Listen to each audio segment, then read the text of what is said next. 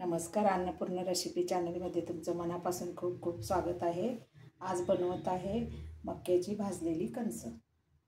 तर बाहेर पाऊस पडायला लागले की आपल्याला मक्याची कणस खूप खाऊ वाटतात।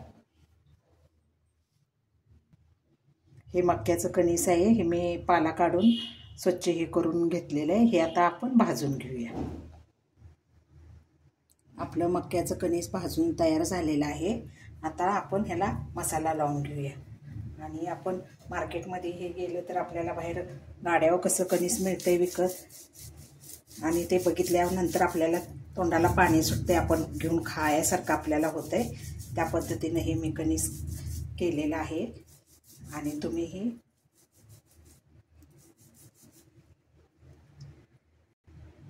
लिंबू आणि मीठ लावून घेतलेलं आहे। आता आपण लाल तिखट लावून घेऊया।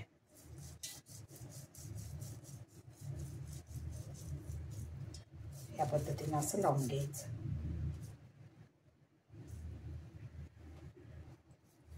तुम्ही हे या पद्धतीने करून पहा, कमेंट करा, लाईक करा, शेअर करा।